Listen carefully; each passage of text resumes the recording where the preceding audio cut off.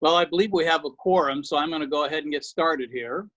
So I now call this meeting of the Committee of the Whole of the Rockford School Board to order at 5:31 p.m. Please call the roll.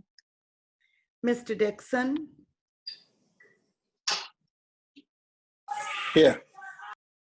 Mr. Rollins, Here. Mr. Scrivano, Here. Mrs. McCulloch, Mr. Siegel, Here. Mr. Connor, Here. Ms. Stanford. Here. With 6 present, 1 absent, we have a quorum. Okay, I do want to thank Connor for being our host tonight to making sure all our technical issues are covered. So Connor, thank you. And I just want to remind everyone during presentations to hold their questions till the end. We'll start out with the first agenda item, which is the meeting minutes of May 5th. Are there any changes, corrections, or additions to the meeting minutes? And I did have one under new business number 4A, which was when Mrs. Detman was presenting the changes for the graduation requirements. At the very end of that paragraph, it says, this will return for a vote at the April 14th board meeting. And I think that should say the May 12th board meeting. I think you're right. Okay, because that meeting was May 5th was the committee. So, and I did check, and May 12th, we did have that on our agenda. So that's the one change. Are there any other changes to the minutes? Okay, is there a consensus to approve those minutes? Give me a thumbs up, board members. All right. Okay. We are now on to new business, and our first item for this year's this meeting is the 2021 meeting schedule that was mailed to you. This is the schedule of just the Committee of the Whole, which pretty much is from July until next June, is the first Tuesday of every month. So are there any questions or changes to that schedule? Hearing none, I'll ask for a consensus to approve the Committee of the Whole schedule. Board members, if you just give me a thumbs up. All right, we'll approve that. Our next item on the agenda is Dr. Vosberg is going to present the Community Foundation of Illinois Every Child, Every Day grant acceptance. So Dr. Vosberg. Good evening, everybody. This is a grant that I think many of you have already familiar with. We had a little bit of a communication breakdown and actually have already accepted the grant at the school level and been implementing the conditions of the grant. So we didn't, obviously that wasn't intentional. We wanted to make sure the board's aware of it.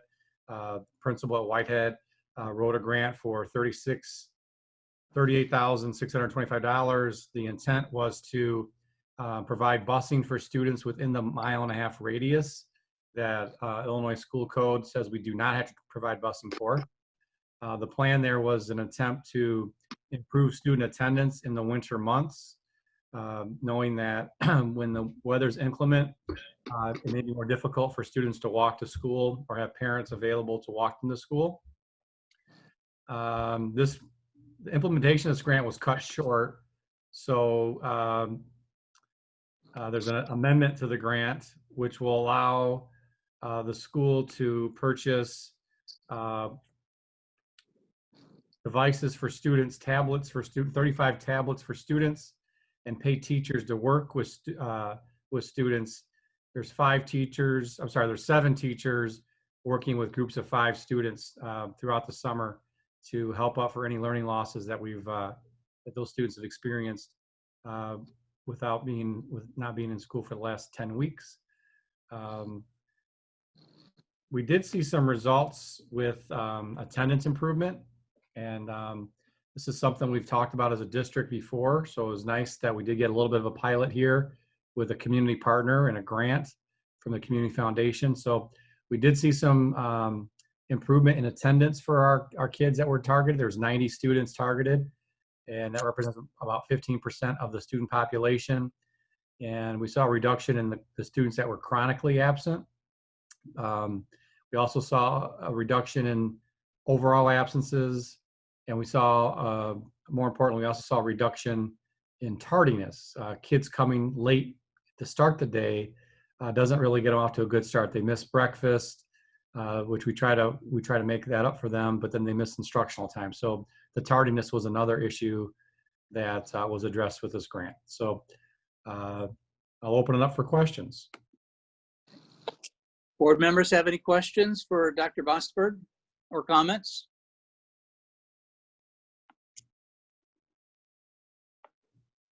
I had one, Matt, and that is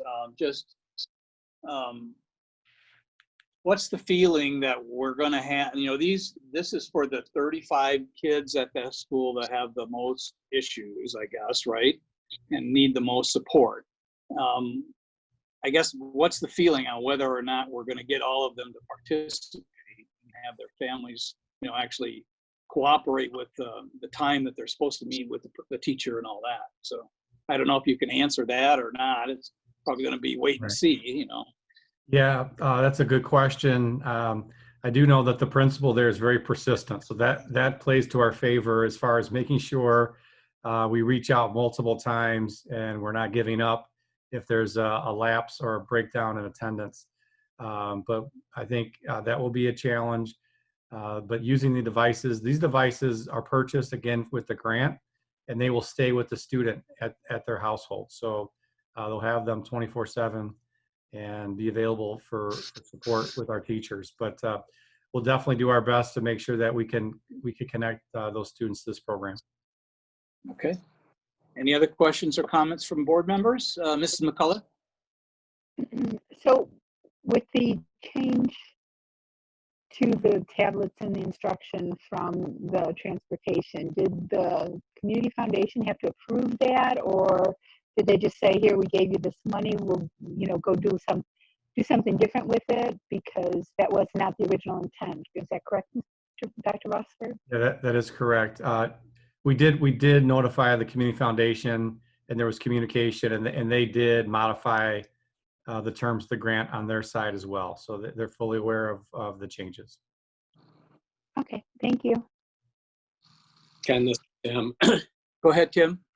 So Dr. Vosberg, you mentioned that did see some improvements, but like when will we see like a formal report about that and what the actual numbers look like? And then just from a timing standpoint, so this was a test. I mean, this was I should say a pilot program, which was for last year. If we were going to continue doing something like this for next year, you would think we'd be thinking about that right now. So are we thinking about it? Or, you know, what do the numbers actually look like? Is it worth thinking about doing something like this, continuing it? Okay, to your first question, we working with the principal, and she actually has a teacher that's working on her master's degree, and the data collection part of this was part of her master's degree program. So we're working with her to get that report, and we'll share that in a board update. As far as expanding it for next year, this is something that we've kicked around this idea for multiple years. You know, there's a lot of uncertainty about next school year, and even when talking with the principal, she might make modifications as well. Just maybe not targeting every student within the 1.5 miles, but knowing her families and students that may be in greater need within the 1.5 miles, being real strategic with that. None of the principals that I've been working with have expressed the desire to do this out of their building budgets just yet.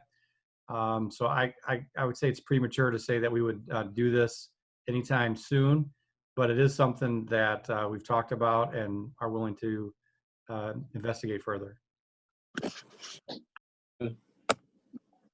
Anyone else? Okay, this will return for a vote at our June 23rd board meeting. Mr. Barthel is the next agenda item, which is the SysCloud G Suite and Office 365 Cloud Backup. Mr. Barthel? Good evening, everyone. Tonight I'm bringing forward a proposal to move forward with SysCloud G Suite and Office 365 Backup. This software is something we've been piloting here for a couple months now, and it's been in response to the data and the content that has increased substantially in our Google applications, whether it be Google Apps, Google Docs, Google Sites, much like the remote learning site is right now, and Google Classroom. Right now, we currently back that stuff up at a file level. However, if we had to restore from that, it would cause some a lag in that restoration and cause some downtime for any classroom activity that might be going on, or if I'm a student at home, as we push more towards that one-to-one take-home for the high schools next year, and they're working at home in those classes, it would take a little bit additional time to restore that.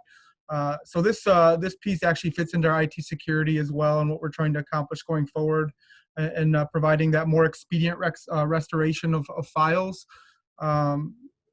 And again, right now we're backing stuff up. We're email archiving. We're backing up local copies of this stuff, but it's not an expedient recovery process by any means. And this provides this for us. We looked at a couple alternative choices. One of those was Veeam, which is our current backup solution for our file level backups and our system backups of the district. However, they didn't provide any discount for the student side of the house. Whereas this solution, essentially you pay $13 per year for the employees, and then the 25 to 30,000 students are actually free on the account. So we base it on 5,000 employees, so that put it at 65,000 per year. Some additional functionality that we don't have either, as opposed to a teacher calling the help desk to have to restore something quickly. There's a user restore on demand feature with the files and the content. As an example, if I accidentally delete my entire Google Classroom, instead of trying to pick that back up from scratch, I can restore it from a snapshot very quickly as a teacher. So that's a lot of added benefit as well to it. As I said, we've been piloting it for a couple months. We included a snapshot in the that we put in board docs that we've been up. And it's absolutely a great tool for us. We'll actually put together some training in either a how-to video or some documentation for the recovery process as a teacher or anybody that's using the Google Restore features. Very simple to do. Just takes a couple minutes to walk through that process. Proceeding with this will actually enhance our backup in general and our disaster recovery, but also help us minimize any remote learning hiccups and instruction downtime, potentially from an hour down to just a matter of mere minutes. And because we're in a trial mode right now, in a pilot mode, if we were to proceed, this would be July 1, so this would be a fiscal year 21 purchase, and it would be just a matter of transitioning from our pilot into a paid subscription. All of the configurations are already complete. At this point, I'll open it up for any questions. Okay, anyone have any questions or comments for Jason? I had one, Jason, and that seems a silly one, but you know, that figure of 5,000 employees is probably all of our employees. Would we, what if we had less than 5,000 people who actually needed anything backed up? Would we pay less then, or? Yes, sir. It would go down by, and what we would do, and we pulled that number based on how many accounts we saw in Google right now. Oh, okay, all right. Set up, but it would be $13 per user per year is how that's figured. I see. Okay. Now, someone else had a comment or question? Yeah, Ken, this is David. Go ahead, David. And I'm always happy to spend less money, but when I hear that we're going to get a better functioning tool for $400,000 less, I always have to wonder, oh, how did that happen? And why have we been using something that's so expensive and not as functional? Sure. So the current system we use with Veeam, it's really not directed towards or targeted towards the K-12 industry, and it's really focused on the business systems in the Windows. But we're not paying that right now on Veeam right now. But if we had it for these user level, specifically for G Suite, for the Google and Office 365, that would be the cost because they based it on user accounts. SysCloud is directly targeted towards the K-12 with the understanding that we're going to have quite a few student accounts that would be involved as well. Great. Okay. Thank you. Any other comments or questions?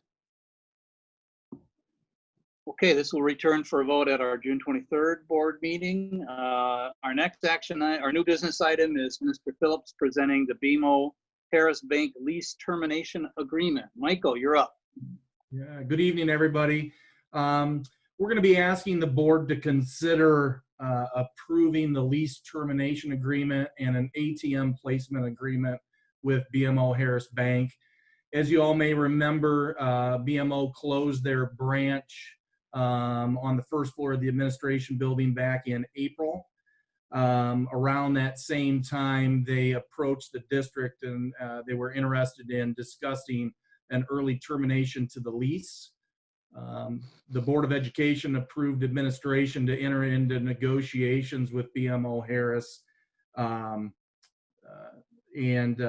lease is set to expire December 31st, 2021. If the board elects to accept the lease termination agreement, the lease would end June 30th, 2020. The board does, per the current lease agreement, the board does have an alternative choice. They could continue with the lease agreement as it is. BMO Harris would still have exclusive access to all the areas they're currently leasing, which would be the first floor and a small IT closet in the basement. They would continue to pay a base rent, 17.82% of operational costs, and also real estate taxes. If we take a look at the kind of financial piece of this, basic rent from July 1st through December 31st, 2021 is $289,114. Through our negotiations, we've negotiated termination fee of $262,360 and some change. So there's a cost to the district of $26,753. BMO Harris would be responsible for paying real estate taxes through June 30th of 2020, which totals $31,073. What we're also leaving on the table right now is if we decided to move forward is that 17.82% of operational cost between July and December 31st of 2021. Included with this lease termination agreement is also an ATM placement agreement. You all may know the current ATM is located on the first floor in the elevator vestibule. It would remain in that location. BMO Harris would pay the district $500 a month. This would be a 3-year agreement starting July 1st, 2020, ending June of 2023. The ATM would be available during regular school business hours, 8 to 5 p.m. I'll take any questions. Questions for Mr. Phillips or comments? Tim? Sure. In section 3.0, and it's interesting because we had just talked about this, and Lori had raised it. It came up before. Section 3.0 has a clause in it about that we get all the personal property, but it says that provided, however, that the tenant reserves the right to remove from the premises no later than 30 days after the termination date any artworks remaining in the premises. Well, that one piece of artwork, which I did hear about from local art lovers after we bought the building, that belongs to us. And I would like it made clear in this document that this phrase, whatever this is referring to, does not apply to that artwork. Actually, Mr. Rollins, the artwork is property of BMO's, but they have agreed to leave it. That's different because when I first was approached by this, after we bought the building, I thought we clarified, and I thought I clarified with you that we own that, and that it was clear under our lease with BMO that we owned it. Mm-hmm. Yeah, I double checked with Attorney Lester, and he said no, that is not the case. But BMO is agreeing to leave that artwork. So I can make sure that's in the lease agreement, but they have, and they're leaving a bunch of furniture and stuff as well too. Okay. Any other comments or questions for Mr. Phillips? Mike, I had one question, and the drive-up ATM across the street is not part of the deal, but I was just curious, are they going to keep that open? Mr. Scrivano, I haven't actually asked that specific question. I will say here a couple weeks ago it was closed, but I will reach out to Okay, the branch manager and ask that question. okay. Because aren't we using parking over there for our central office employees, kind of near there or something? Or Our 4th Street separates that drive-up bank from our west parking lot. okay, okay. All right. Are there any other comments or questions? Not this will come back to the board for vote. Oh, was there another one?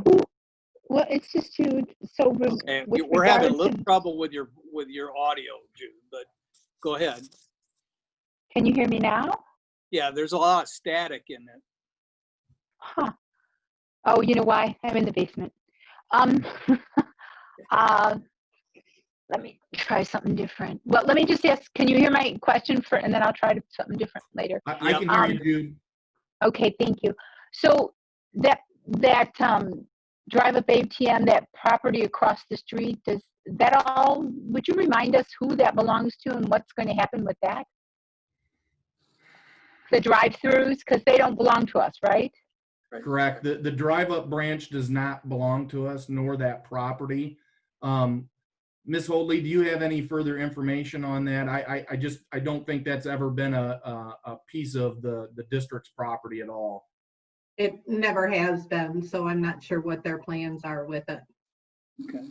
Well, and they haven't offered it to us as if we might want to buy it for parking or not, anything like that? Well, it's just a facility we'd have to demo the building. Yeah. No. So I Right. don't know that And it would be of any value to the district. Aren't there tubes that go under? Isn't there something that goes under the street and back across to us? Not that we know of. No, everything is over there? Okay, I misunderstood. I misremembered. Thank you. Okay, this will come back to the board for a vote at our June 23rd board meeting. And our next item for discussion is the 2020 and 2021 Student Code of Conduct. Mrs. Height Carter is going to give that presentation.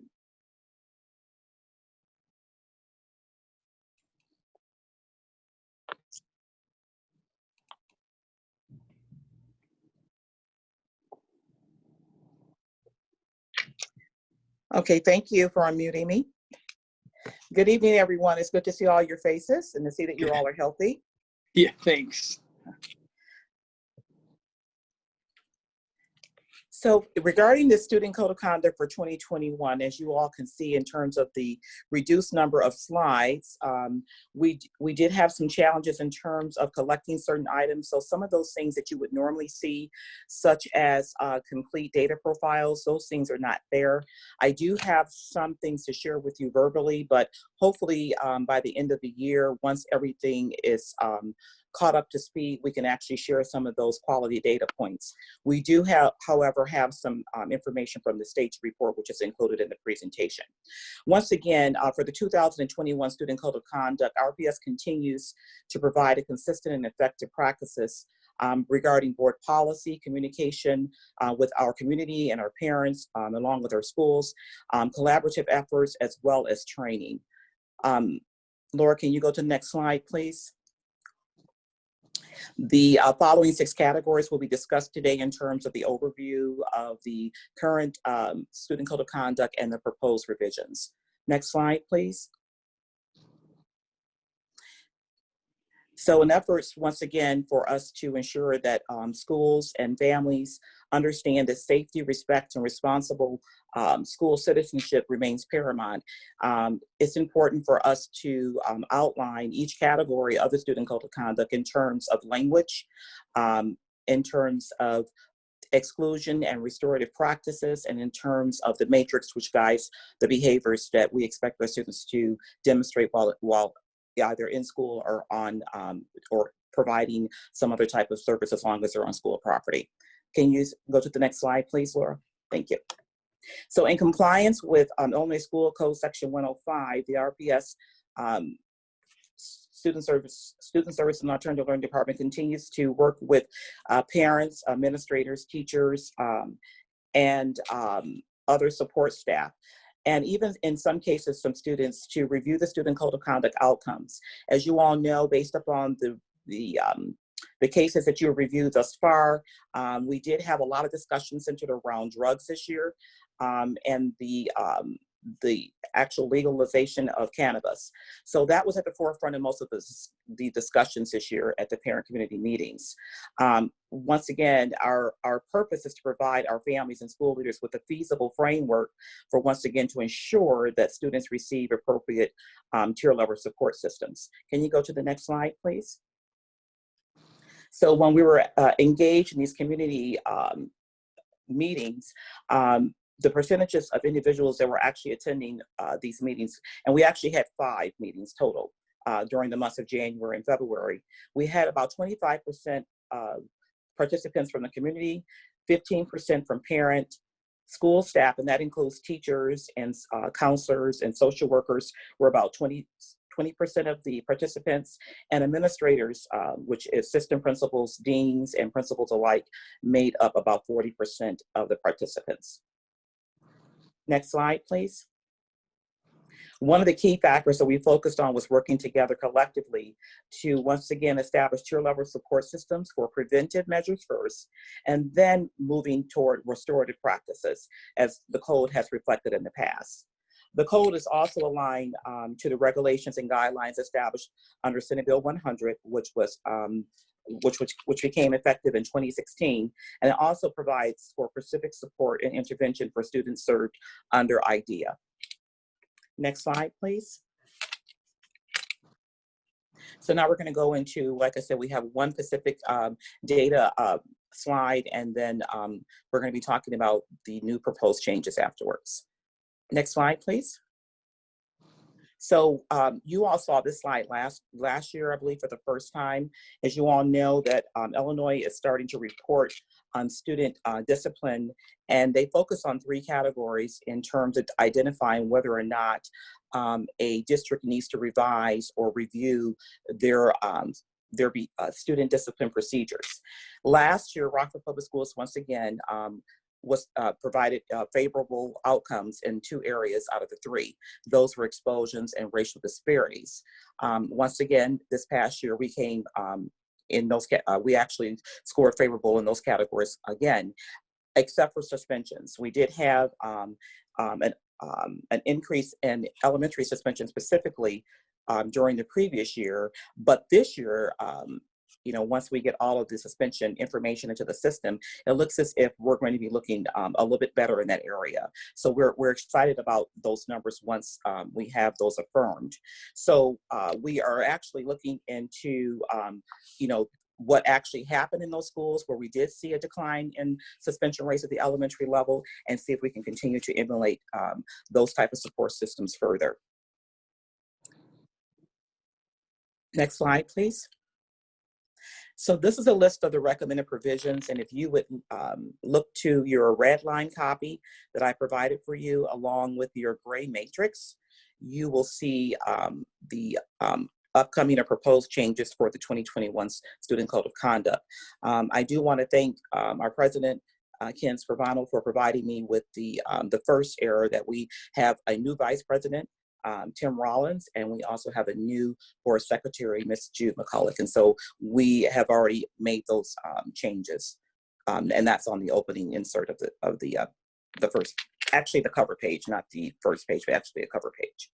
So with that said, these are the key changes that I'm going to go over, and then if you have any other questions for me, then I will be more than happy to address them. The key policies, once again, that we utilize when we talk about revisions for the Student Code of Conduct are attendance, harassment, discrimination, which includes sex as well as students engaging in other forms of harassment. We also include bullying and cyberbullying, the student discipline policy itself, Aaron's Law, which governs sexual abuse, Anne Marie's Law, physical restraint, and threat assessment are 2 new policies that we're incorporating this year. The alternative learning process, which means according to Senate Bill 100, you can only assign students to an alternative learning program with the approval of the board. Students served under IDEA. And then DCFS has changed their language for students who are, or families who are served within that organization to youth and care services. So the first one we're going to actually refer to is on page 9, which is the physical restraint. The language in here basically reflects that in terms of individuals who can actually engage in a hold with an individual, they must first of all have specific training, and there are specific guidelines that the principal of that building must follow in reference to students being held, for example, or engage, if they were to engage in a fight or group violence, the individuals who are responsible for actually breaking up that fight or group violence, in terms of the holds that they use on those students, they should actually have undergone a specific type of training. This language is in here to communicate to the parents that those individuals are listed within the student code of conduct. So you'll find some changes underneath teacher authority, your school resource officers, and administrators, etc. The next one, which is acceptable use of technology, on pages 10 and 11 of the Student Code of Conduct, that reflects basically, the parents wanted to know exactly what the form looked like. There were a lot of parents that said that they go to registration and they get so many documents that they really don't know what that particular form, is. So they requested that we insert it into the Student Code of Conduct. It's not in there as of yet, but it will be. It will be in the back next to the signature page for the Student Code of Conduct. So within that conversation in terms of authorized use policies, parents were basically saying that they really wanted to understand the full breadth of that. So what we also did was we guided them to board policy on that to make sure they understand that any electrical device that the student utilizes to engage in inappropriate behavior through cyberbullying, sexting, etc., that those do fall underneath the guidelines of the Student Code of Conduct. The next item is threat assessment teams. This is new based on federal as well as state law. As you all know, we've had several instances where schools' safety has been threatened, and so therefore this is inserted in the Student Code of Conduct to let parents know that should the administration believe that such a threat assessment should take place, these are the procedures that would follow. And so the specific language related to that is included as well. EIA revocations, this was a huge topic, specifically with our Eliminating Racism community representatives. They wanted to be clear as to what revokes an EIA, even though we communicated that this language is communicated to parents during the EIA meetings and hearings, but they asked that we could at least put something in the Student Code of Conduct to let parents know that if they move or if there's a change of custody between parents, that could possibly revoke the EIA. So we decided to include that for the board's review to determine whether or not that would be something that we would keep in the Student Code of Conduct. So that's on page 18 and 19. The next item is cheating and plagiarism. This was included due to the use of technology amongst some of the students to cheat on specific assignments within the classroom and during assessments according to the building principals. And so they wanted to make sure that this was inserted throughout the code wherever you would see the use of electronic devices. So this is where this comes into play. The next item is computer violations. And computer violations is something that you all know we introduced, well, actually revised it last year due to some of the intense hacking that we were experiencing with students throughout the district. And so what we did was revise just some of that language again, and I wanted to make sure that it was brought to the board's attention because the code is relatively new. So we included that as well. And then reckless behavior on page 29 and 39. This is included because we have had instances where students have engaged in verbal combative language, not actually engaging in the physical aggression or attack itself, but just the language that they've used that's caused an uproar and a disruption, significant disruption to the learning environment, where the principals felt that something needed to be done. And so they discussed it at several of the hearings. It came back with our main hearing authority, Vanita Harvey.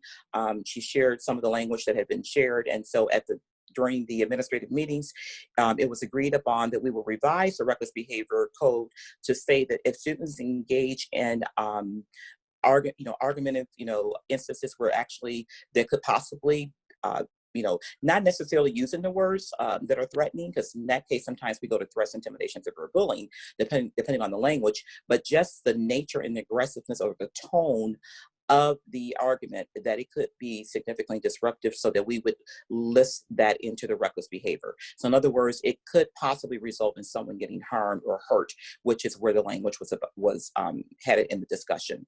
So if you notice in reckless behavior, it says, incidences where the behavior could result in harm or hurt. And so therefore, that's why that language was adjusted. Next slide, please. So this is just an overview of what the cover page would look like for the new Student Code of Conduct.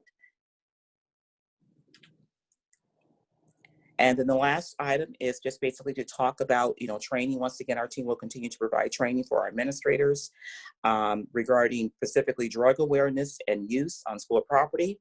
We will also make sure that our parents are aware of the proper use of, for example, if they are accessing cannabis in their homes, we want to make sure that they keep those things in a safe place. We did have some instances where children at the elementary level thought that the cannabis was something else because it was in a Tupperware container and brought it to school. So we want to make sure that parents are aware that, if you are utilizing this particular controlled substance for medicinal purposes, that you keep those things out of your children's reach, or where they can access those and bring those things to school. We're also going to be doing student orientations again. If we're back on property, we will do them as in the past. If not, we're discussing with the principals a virtual process for that. Teacher Institute Day and updates, will actually be updating the new language changes as well. And then during the first semester, we will continue to go throughout the community to make sure that we touch all of the organizations, such as the Y, our youth, community centers, and some of our faith-based organizations regarding the Code of Conduct. Next slide, please. And that basically summarizes everything. Are there any questions? Okay, if you have comments or questions for Angela, you may speak now. Who wants to go first?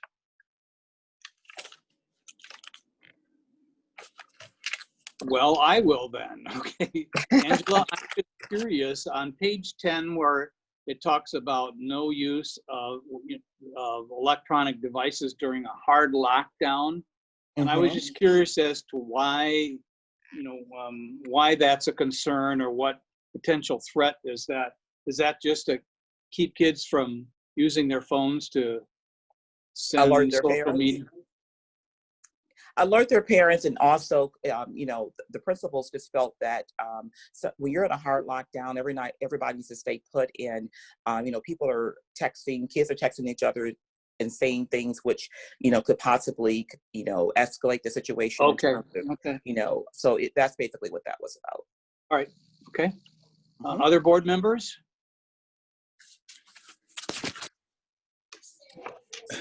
Yeah, I have a question. When we look at the behavior, Anthony Dixon. Good afternoon, Anthony. Quick question. As far as the behavior, reckless, let me get back to it.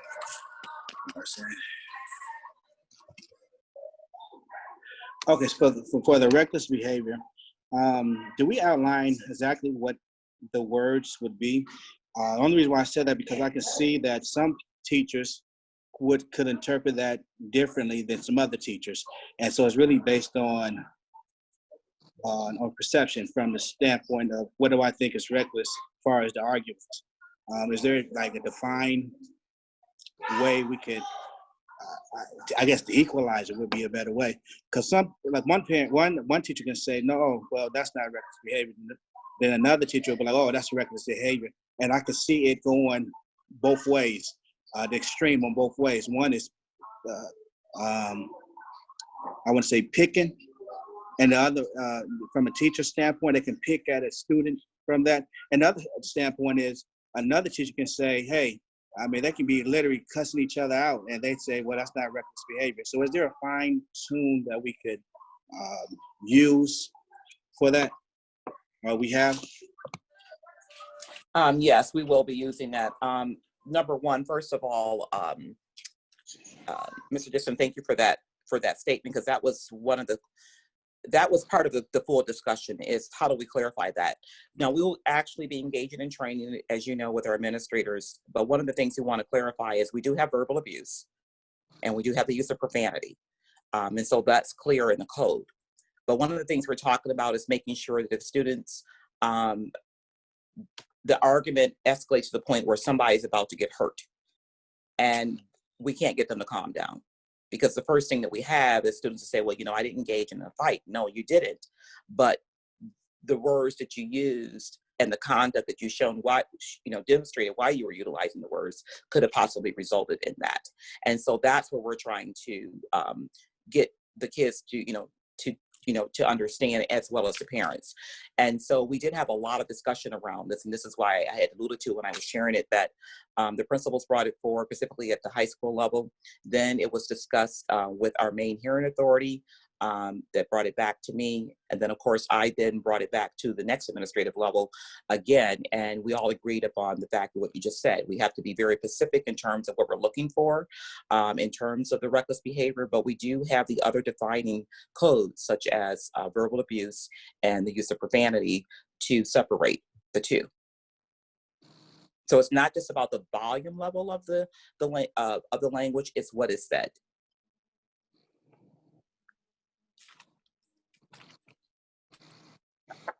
Okay, other board members? Okay, hearing none. Angela, thank you for your presentation. This will return for a vote at our June 23rd board meeting. Thank you, Angela. We're now on to reports, which will be on the Tier 2 discussion, Dr. Jarrett and Mrs. Peterson, on input on ideas for the 5 from each board member, I guess, what we're going to talk about. Yep. Thank you very much, Mr. Scrivano, and really appreciated all of the board giving serious consideration to this list. Before I dive into the conversation, I do want to bring everyone back to the reason why we're having this conversation. And really, there are, when we look at our organization, when we start talking about the thousands of things that make up a $450 million budget, what we're attempting to do with these academic ROI studies and ultimately dividing things into tiers is to make sure that we are spending extra time on the things we collectively believe are the most important. And we're trying to then, by doing that, inject a whole bunch of discipline and focus into the way we look at how we spend our money in the budgeting process, and ultimately really looking for the things that matter the most for student achievement. And, to be candid, the reason we're getting this training and we've been spending over a year on this is because this isn't something we've done well. Far too often, without fully knowing the impact of something we're investing a great deal of time and money on, we have added something that is a competing initiative, or have continued doing something that perhaps isn't getting good results because we haven't clearly defined what success looks like on the beginning. So today's outcome, ultimately, of our discussion today, we weren't looking for anything specific other than to make sure that as we have the conversation about these tier 2, which are going to be the priorities that are going to be our next level of priority, these are going to be really heavily embedded into our board report schedule next year. We just set our committee of the whole meetings, and also into our weekly update schedule. So before we dove too far into that, I wanted to just reaffirm how important this work is to our whole team and to do with the board. Really, we gave the board 2 tasks, and that's what we're going to talk about tonight. And the first task was, is there anything you want to eliminate or add to the list? You know, is there something on there that just isn't a good use of our time? Or are there some things that we were missing on the list that we should be talking about on a tier 2 level that should be part of a potential board report schedule or a weekly update? The second task, and I want to thank the board because every single board member responded, thank you so much, was to tabulate kind of your top 5 so we could have a sense of priorities. And we asked our cabinet and our academic ROI team to do this as well. And this isn't because we're taking a vote and we're going to get rid of things, but it is to start to see if there's some consensus about within tier 2 what some of the projects are. All of these are really important, otherwise they wouldn't be on the list. But are there some projects within that list that may make up our future tier 3 studies? You know, right now we're studying our freshman, we're studying our freshman academy. We're studying our Reading Horizons program. We're doing some heavy analysis and we're building those studies out. And eventually those studies will be completed and we want to start to think about that. So really just wanted to open it up to discussion with the board first and foremost. Are there any topics that we're missing from this list? As you looked at the 17 items that we shared, were there any glaring omissions where you'd want to add, or is there anything on the list that you just don't think is a good use of our time to study? So any additions or subtractions, and I'd be happy to open it up, Mr. Scrivano, to anybody on the board who want to weigh in on that first. All right, I'm going to start by just saying I brought this up before, and that is, I just it's so large, it would be a daunting task, but it would be something regarding has high school academy design been effective in improving achievement and graduation? Mm-hmm. So high school academy as a whole, we've got the freshman academy, right, but looking at right, measuring the impact potentially of our right, high school academy model. Sure. Thank you, Ken. But that's maybe that is so big, you know, it would maybe could be whittled down to a smaller thing, but. Well, and we're just here to get some ideas if there's anything missing. So I'll be happy to bring that back to the group. And we look at this as the start of what we hope is a very regular conversation with the board. Okay. But to start with, we want to make sure if anything was missing, and it sounds like that's one option. Any other items that were missing or that that were on the list that you thought maybe weren't a great use of our time? Ken, this is Tim. Go ahead, Tim. I guess I just weigh in and say I agree with Ken that just the high school academies would be a good topic to be thinking about, although it is a large topic. But then, and I had already put this in an email to Dr. Jarrett, integrated literacy isn't on this list, and it's something that I think we should be taking a look at. Thank you. So I have 2 suggestions for high school academy, doing some analysis of that moving forward, and also integrated literacy suggested by Mr. Rollins. Thank you. Anyone else? Missions. Yeah, this is David, Ken. Go ahead, David. And this may be covered under the National Equity Project, but I didn't see it in the description. But recruiting and hiring minority teachers seems like that is still something that we need to continue to focus on. Not exactly tier 3 level, but something that I think is still significant enough, not only timely right now, but timely always. So Mr. Siegel, what we'll do is look at programs that are organized around recruiting teachers and specifically recruiting minority teachers and see if there's a program that we can analyze that fits that. We did have the RU pathway on this list, which is a longer-term strategy, but we can look at some of the others and see if there's anything. Was there a particular program that you were thinking of? It's an outstanding metric and one that is in the superintendent scorecard in terms of the total outcome, but is there a particular program beyond the RU pathway that you'd like to see us consider for measurement? I don't know what the available programming would happen to be. However, if we put the same sort of, and maybe you do, and I haven't seen this report, put the same sort of resources behind recruiting minority teachers that we do in recruiting Spanish-speaking teachers. I think that would be, it'd be interesting to see those results. Okay. So specifically, it sounds to me like we're the specific focus on the recruitment of African-American teachers and any strategies that might tie in with that. Because you mentioned that Spanish-speaking teachers is something we're putting a lot of emphasis on. Or do you want to leave it broader to all? I want to leave it broader to minority teachers, because perhaps we will find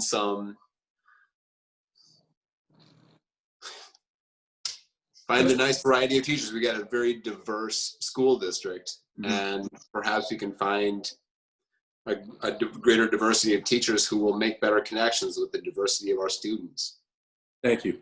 I understand. We will. I will bring that back to the cabinet as a general area and see if we can find a program that matches that interest.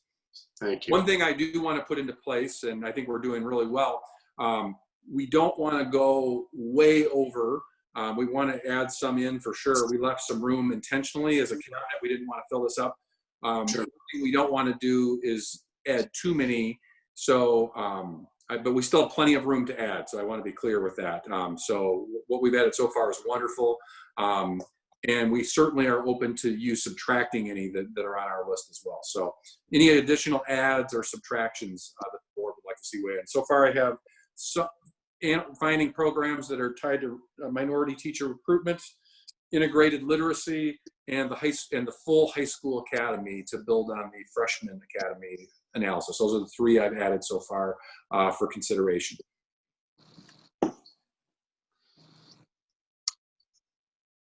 Anyone else? Okay. Yeah, Ken. Any subtractions that you thought, geez, this probably isn't a good use of our time. I'd rather add something else. Any subtractions from the list that you looked at? Ken? Go ahead, Mr. Connor. Yeah, full disclosure, I've talked to the superintendent a number of times about this, and maybe it's folded into some of these, but I think especially with the situation we had this year in the pandemic and the use of technology, that an increasing emphasis on access to communications for people that don't have it, but to development more actively of technology as part of our delivery. Again, it's probably folded into some pieces in the tier 2, but it would be something that I would say is a trend. We really need to be much more actively planning, and I know it's a piece of it, but I'd like it to be not just a response to a situation we had this year, but a true integration that we'd have into our curriculum. And the example, frankly, that really sort of set me in motion on this was talking about the integrated math, is that, along with other things, just the way things are tracked, the data gathering, and the application of technology, I think really has to speed up. Is one of the main messages, but let's not forget, we really need to do something to make sure that all the kids in the district have equal access, to whatever communications that they need. And we've had some good ideas. I just think we need to really have that as part of it. So I don't know if I'm asking for something else to be added to tier 2, or if it's a planning aspect. Mr. Connor, what we'll do something similar to what we're doing with Mr. Siegel's suggestion. I think we have a concept here, and I will bring this back to our management team, and we'll see if we can find either a future program or a current program where we could apply the integration of technology and our effectiveness in doing so, to see if there's some way we can slice that into a specific program, because the sentiment is clear. Thank you. Any other suggestions? Don't hear anymore. Okay, then the next phase of the conversation, and this was fantastic to get such great feedback from the board. We will give you a full tabulation of where everything lined up, but it was very clear as I reviewed the board that 6 of 7 board members provided the multi-classroom leader. That was the top vote getter for the board. The instructional coach position received 5 of 7 votes. The integrated math curriculum received 5 of 7 votes. The curriculum implementation lead received 4 votes, which is the secondary and in some cases elementary curriculum leadership positions that allow us to roll out our curriculum. The early childhood grant received 3 votes, and the National Equity Project received 3 votes. The scorecard received 2. The RU Pathway received 2. The 21st Century After School Programming received 2. The Parent Liaison position received 1, and our investment in alternative education received 1. And what was interesting is the top vote getters for the board very tightly aligned with the top vote getters for administration.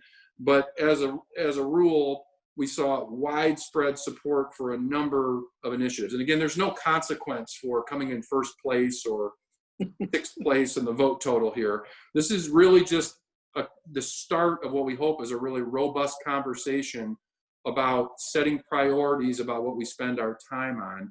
And things that got really robust support from the board may be topics that we spend extra time on. Maybe instead of getting something in the weekly update, we may consider doing additional time on the board floor to provide reports for some of these. So we're going to be continuing to have this conversation with you moving forward. But and we will start by following up with an actual tabulation of the results so that you can review all of those. But I did want to share those with you verbally. So love to open it up for any reactions or thoughts from the board as you contemplated setting some priorities. Any thoughts or ideas? Because to me, the conversation is what is important here. I wanted to hear your thoughts on what jumped out at you as you reviewed this list in terms of priorities and how we could spend our time, again, using this list to improve our focus and to do a better job of measuring what we're spending our time and our money on. Any reactions from the board would be greatly appreciated. Ken, this is Tim. Go ahead, Tim.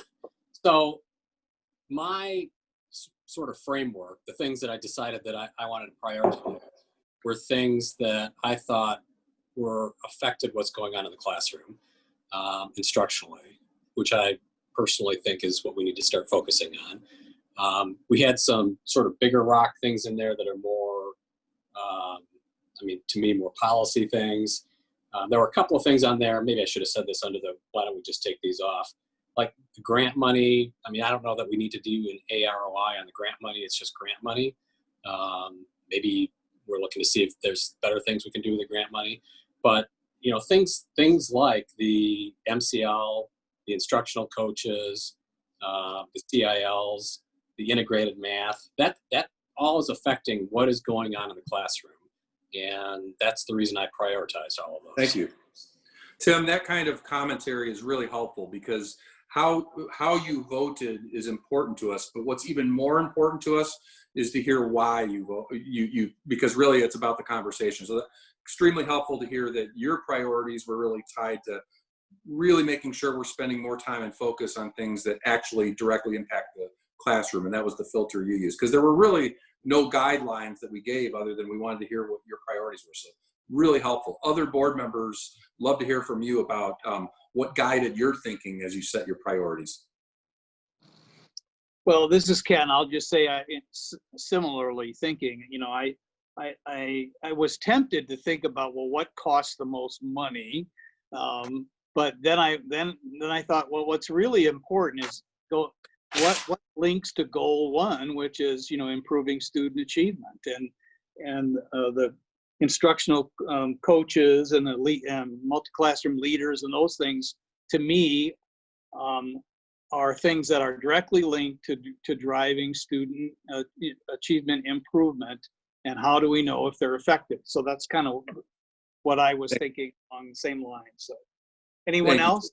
So Ken really wanted to share about the value of driving student achievement and connecting as closely as possible to goal 1. Thank you, Ken, for sharing that as well. Yep. Excellent. Yep. Um, Others? Yep, Ken. Go ahead, Mike. So I had a similar framework by and large.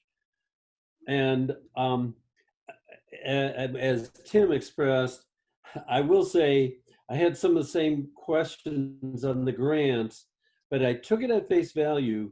And one of the things I'll say is that on the early childhood, we've spent a great deal of time talking about that since I've been on the board the last 7 years.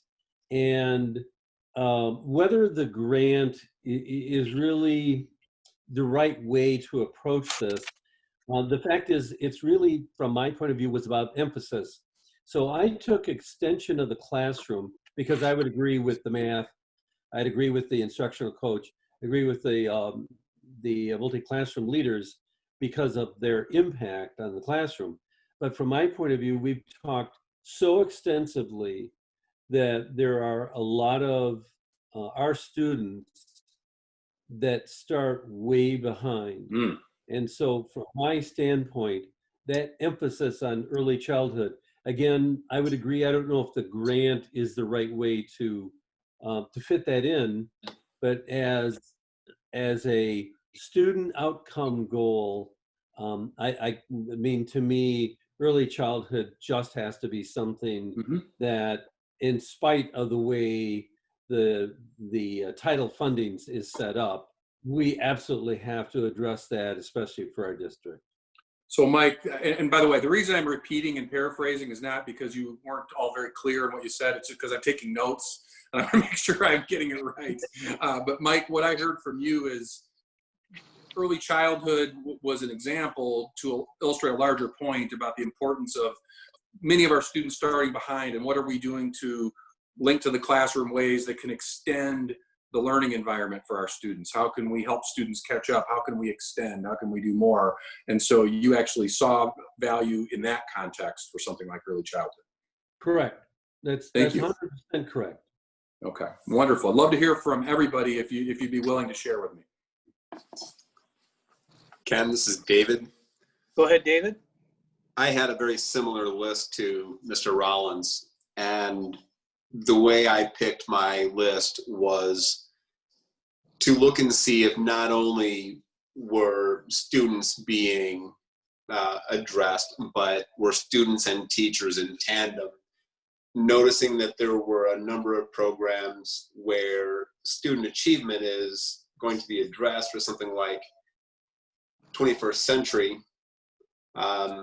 Doesn't necessarily mean that it's affecting the student and the teacher in the classroom at the same time. So I kind of felt like targeting programs that were meant to touch the teacher and the student would be important. But that was just my thinking in the prioritization, as long as we're all supposed to chime in. Thank you, David. Let me make sure I'm hearing that correctly. I think you were very clear, but you really used as a lens, if it's impacting, if I can find a program that I think can clearly impact students and teachers at the same time, those were the programs that meant that jumped out for you. Thank you. Okay, love to hear. I've got love to hear from the other 3 board members. Anthony. Hey, I picked pretty much the same as y'all as far as behavior. Hey, cut that down. Oh no, I got kids, so sorry. I need y'all to cut that down. Cut that down. Cut that down. Cut that down. Multitasking. Hey, put it down a little bit more. They can hear it, okay? Thank you. So, kids. Okay. So my biggest thing was, like you said, for the most part, was to get everybody, what are we doing to be effective as far as teachers or providing them the information or giving them the right tools to help our students be better.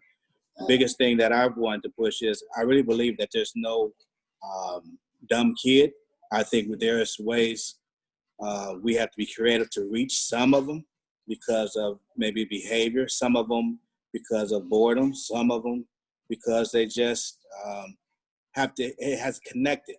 And so so that was one of the things that I put for was programs that I believe that would help develop our teachers to be more effective, and then give them supports to be effective. That means maybe it's somebody, another body in the classroom, or maybe somebody roaming around to give instructional help.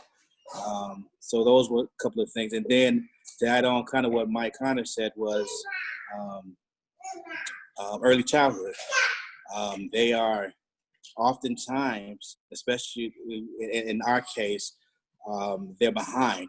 So we can somehow get more students and more kids into that program and help them to have a good straight start.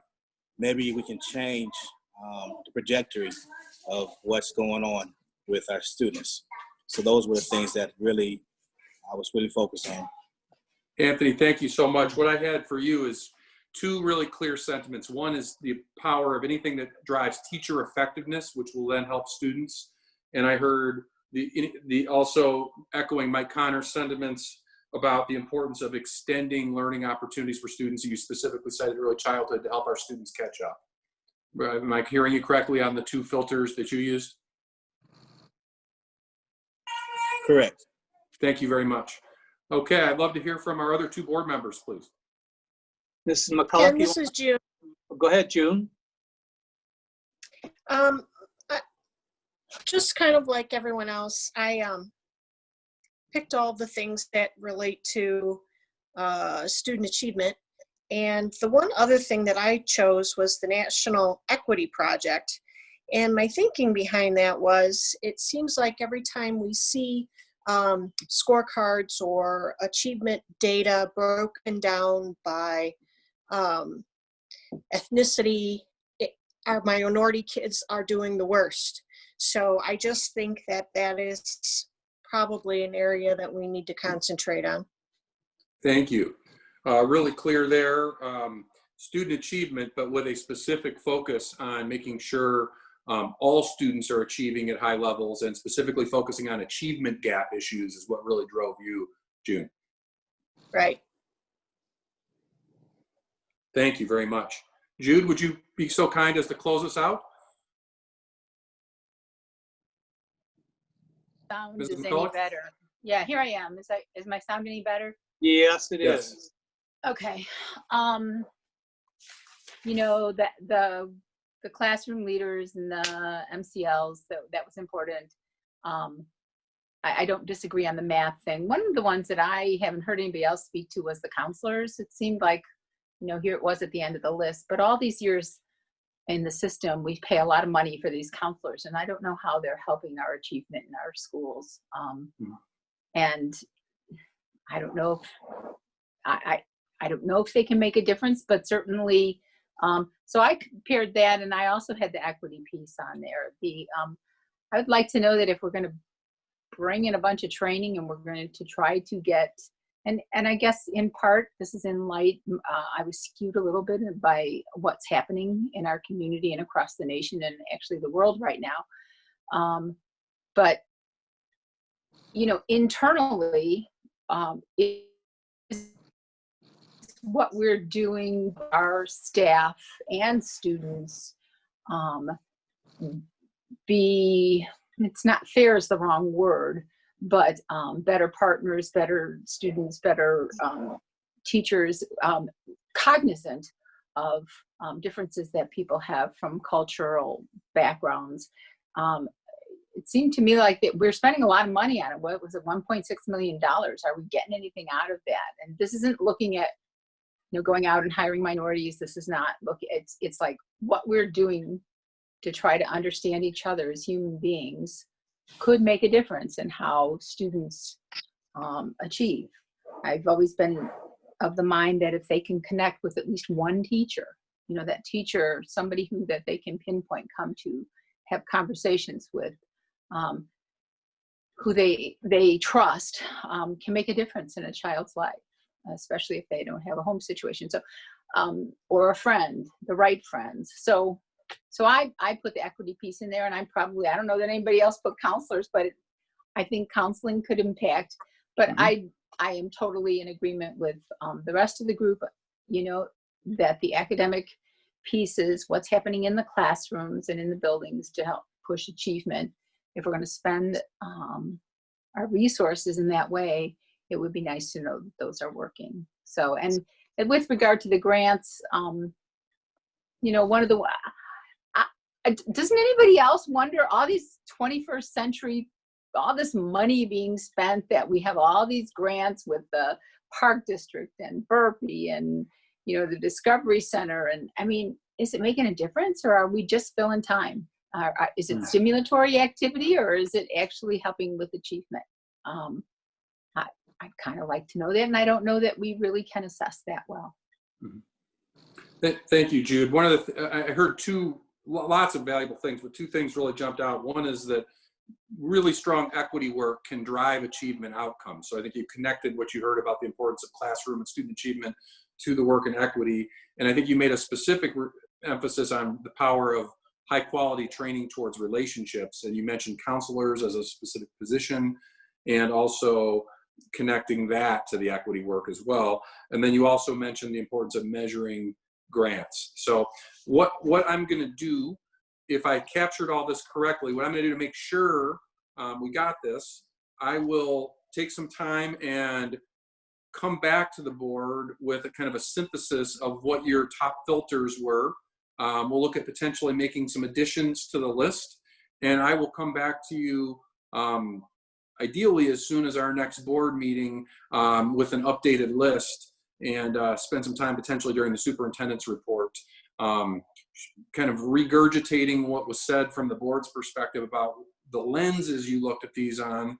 And that will hopefully lead us into our work with Doug Eady, where we can start using this great conversation we had tonight to help us build our board report schedules. We think about what our committees look like, and as we think about what we want to spend time in board meetings, I think the things that you had to say tonight should be extremely important as we think about what we spend our time on in our committees and potentially in our actual board meetings as well. So I really appreciate the really strong thought and effort that you all put into the conversation tonight and in building your lists. And I want you to know that this is just the start of what I hope is a well-designed, ongoing conversation that really helps us focus on what matters most for our students. And hearing the context behind what you had to say was even more important to me than how you ranked them. So thank you all for going out on a limb and sharing that. So with that, that was all I had for this evening, unless any board members had other comments. Jude, did you have something else you wanted to add there? I just wanted to tack on to the grant thing, and here's the thing. I think when people have grants, they have to show that they are meeting the components of that, but that doesn't, you know, that means they have so many people, that means they show up a period of time. But my problem is that money, is it helping our students' outcomes? Not just are they meeting their grants? And but I also wanted to say I'm not prioritizing that, but I'd sure like to know that we're getting any bang for our buck. Okay, thank you. Noted. Moving from compliance to effectiveness, I think, is how I would paraphrase that. Is that an adequate paraphrase of what you said, Mrs. McCullough? Okay. All right, thank you, Dr. Jarrett. We're now on to petitions and communications. I don't believe, Laura, that we have any public speakers. Are there any board members that have comments for tonight? Hey, Ken, this is Tim, and not a comment, a question. So what was the outcome of the burning playground mulch? I haven't heard anything. Dr. Jarrett, you want to respond to that? The Floberg one. The Froberg? I can answer that question. Okay, Earl. Nothing other than we've working in conjunction with Jason, we've turned the videotape over to the Rockford Fire Department, their inspectors and their investigators, and they're going to do their work and do their job and do their investigation, and we'll follow up with them once they've completed their investigation. We do have some strong evidence that may help us assist the authorities in the apprehension of the perpetrator of the vandalism and of the crime. Was there any damage other than the mulch? No other damage other than the mulch. Okay, thanks. Okay. Ken? Go ahead, Jude. So I already talked to Ken about this. David and I had a conversation. I didn't have a chance to call everybody, but I'd like to know how the other board members feel about making any sort of statement with regard to what's happening in our community, again, and across the nation. You know, this could go so many ways, but you know, a note in solidarity, even if we aren't doing it for the entire community, at least some solidarity with our staff members, our minority staff members, for what they're experiencing and what's happening. And so I guess you know, many organizations have put out statements. We are the largest employer. We're, you know, we have, I think, a leadership role. It would be so much more helpful if we were still in school, so that we could attack this from a conversation point between the adults and the students, for example, as to what's going on and how it affects individuals, and just awareness. But I really like input from other board members if we want to make a formal statement or not make a formal statement. It sounds to me from Dr. Jarrett that the administration is not going to. It's certainly not something we have to do, but it's something that I think we should do, but it has to be very carefully worded. So, and what I'm saying, I'm talking about the board. Right. So how do other people feel? Well, I guess, Jude, I'll start. I have mixed emotions about it. You know, it's not that I don't support the concept. I would want it to achieve something good. So it would have to be very well done. But I just want to share, because I just happened to notice right before our meeting started that Dr. Bertrand, who is the executive director of the Illinois Association of School Board, sent a message that we all should have gotten. I don't know if all board members have seen it yet, but I really liked what he said in his last paragraph, so I'm going to read that. He says, the nearly 6,000 school board members in Illinois working on behalf of nearly 2 million public school children are in a unique position to affect change. You can lead the conversations in your community about equity, access, and opportunity. You can adopt policies to promote practices that will make a difference for every child, and acknowledge when failed policies and practices require a change in direction. You can demonstrate the respect, empathy, and acceptance that we must model for our children and grandchildren.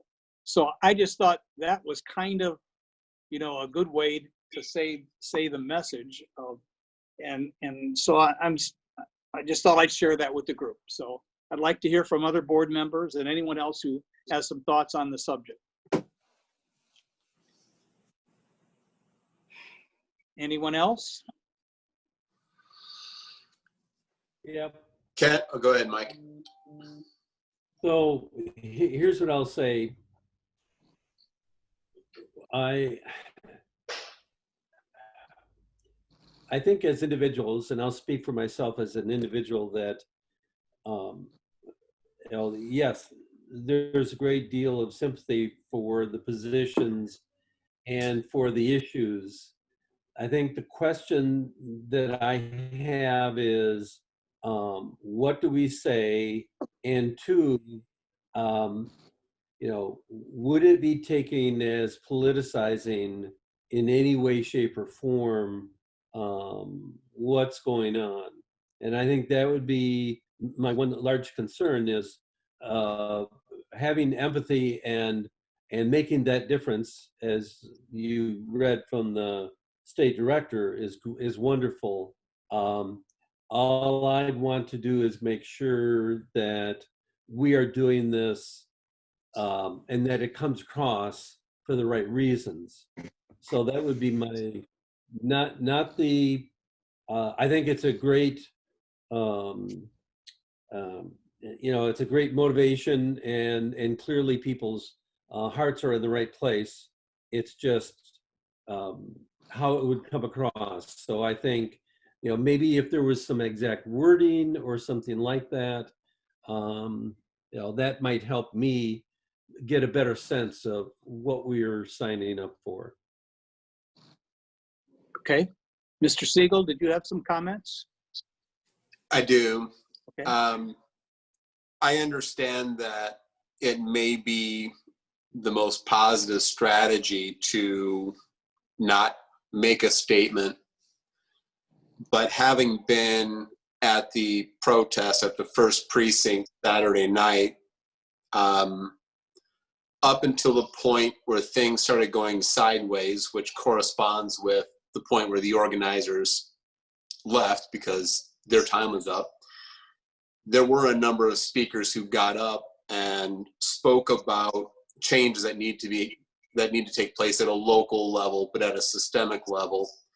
And they did mention the school board a few times, not in the context that, you know, the school district is terrible, but rather the speakers were encouraging people to look at local opportunities to make a difference, and don't just think that we can vote at the national level and solve our problems. We need to look at our aldermen, our county boards, our school board, and I don't see any harm in being able to show our support for those who are really struggling, and also to echo that sentiment that the way change does happen is more at the most local level. And we don't have to say, you know, we want you to run and you to run and you to run. We just agree that, yes, we think that change occurs most beneficial to a community at the most local level. I think a number of law enforcement communities around the country have done an outstanding job with their messaging and accepting the fact that their own particular systems are not perfect. They're continuing to work on them, and they do recognize that there are very clear failures sometimes. I think being able to, as Jude said, as the largest employer in the district or in the community, or one of them anyway, and one that touches all of the diversity of the community, that it would be a great idea if we were to make a statement. Okay. Other board members? Ken, this is June. Go ahead. I'm kind of torn with this, I guess. Kind of like Mike, I suppose I'd like to know exactly what it is we would say before I agreed to it. But I'm curious why the administration's has decided not to make a statement. Okay. Yeah, thank you. I'd love to defer. You know, I really spent a lot of time talking to Dr. Vosper, who raised this issue today, actually. But I'd like to turn it over to Earl Dotson Jr., our Chief of Communications. He really is somebody I lean on heavily on contemplating all communications activities. And I would love to turn the floor over to Earl Dotson Jr. to give his perspective on the pros and the cons of the district making a statement. Before you turn it over to him, do you want to hear what everybody else are the board members first, and then let the administration speak from what they say? Would that be it? Let the boards finish? Okay. Absolutely. I'm happy to. We can defer, but I would. Yeah. So after all the board has had a chance to weigh in, Earl, just feel free to jump in after the board is complete. Okay. Anthony, do you want to go next then? Yeah, that's fine. I had the same question earlier today. I was debating on, as school board member, what should we say? What would be the right words? And I came up to realization is no matter what you say, you're going to offend somebody. no matter how you word it, how you try to put it together, because the reality, as an African-American male, I do understand the difficulties of what they're going through. But at the same time, I understand the police officers. I have brothers, cousins that are police officers that have put their life on the line. And not, like I said, not everybody that's a police officer wearing the blue shield is bad. But everyone that's born black, male, is not bad either. You know, they're not a big, scary individual. So I've contemplated that, but I would love for the board to actually say something. But the reality, I just want to be honest with you, no matter what you say, you are going to offend somebody. And you have to be okay with that. Yes, you have good intentions. I think it's good intentions. And I think we can make a strong, unified effort, whatever words we say, but just know that it is going to ruffle some feathers. Okay. Anthony, could we offend people by not saying anything as well?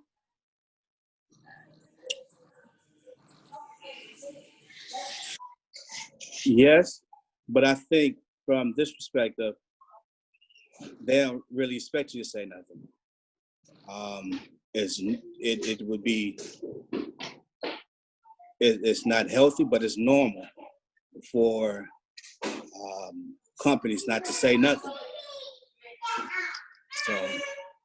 So like I said, I would love for us to say something, but just know whatever we say, we're gonna ruffle feathers.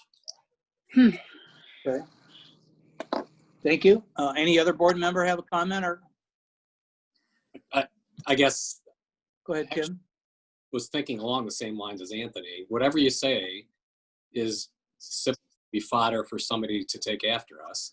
I mean, this is not really a bailiwick. This is not something that happened in Minneapolis and it has to do with police action.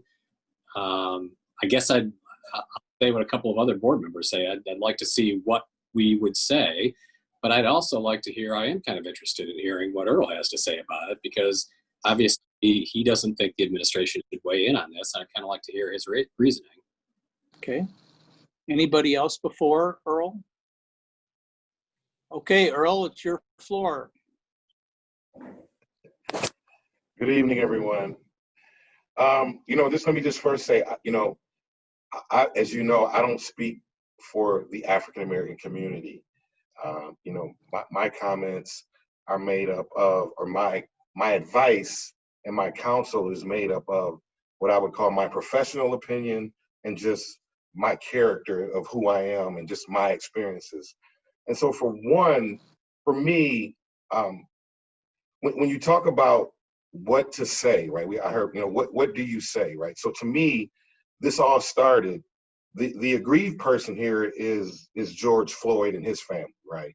Right. That's how this started, right? A black man who died at the hands of a white police officer. So that's how this started, right? And so to me, if you're going to say something, it should be expressing sympathy and empathy for his family, right?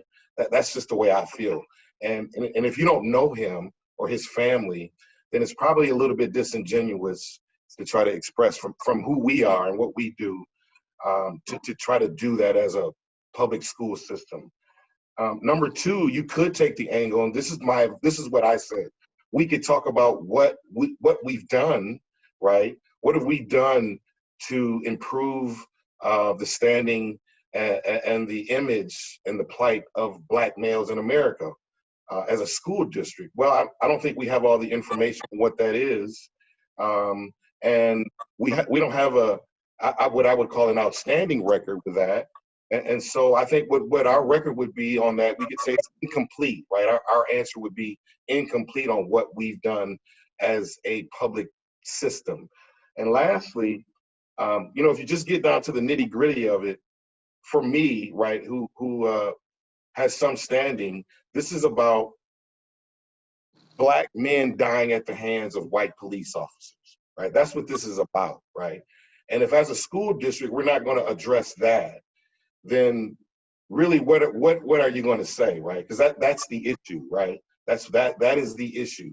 And if you're not going to call for police reform or whatever, then I don't know if that's something that we as a school district should address.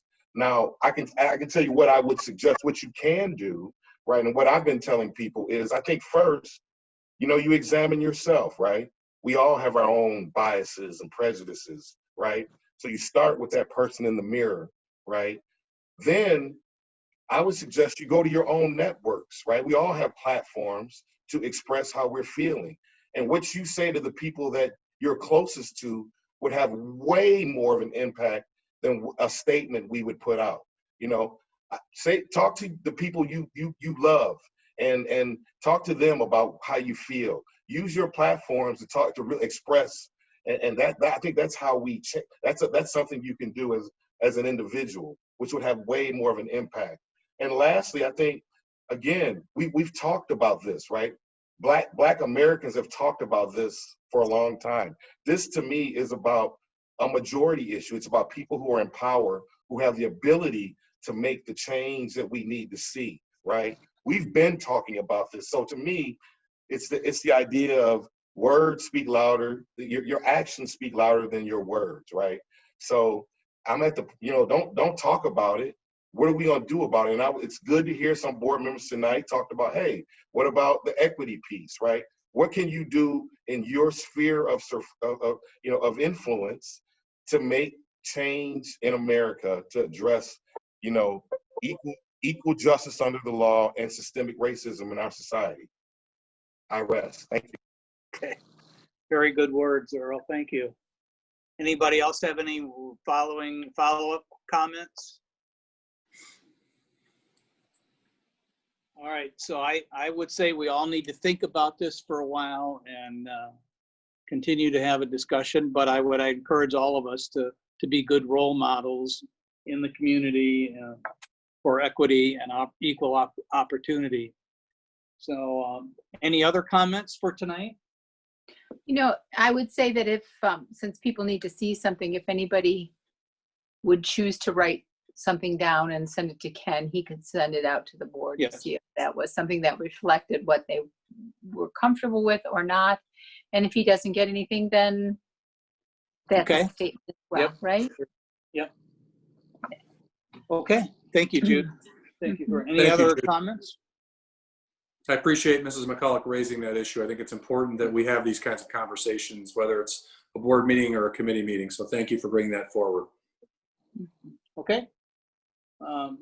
If there are no other agenda items for tonight, I'll take a motion and a second for adjournment. So moved. This is Moved by Mike. I'll second it. Second by Mr. Dixon. All those in favor say aye. Aye. Aye. We are adjourned at 7:04 p.m. Thank you, everybody. Have a good night. Thank you.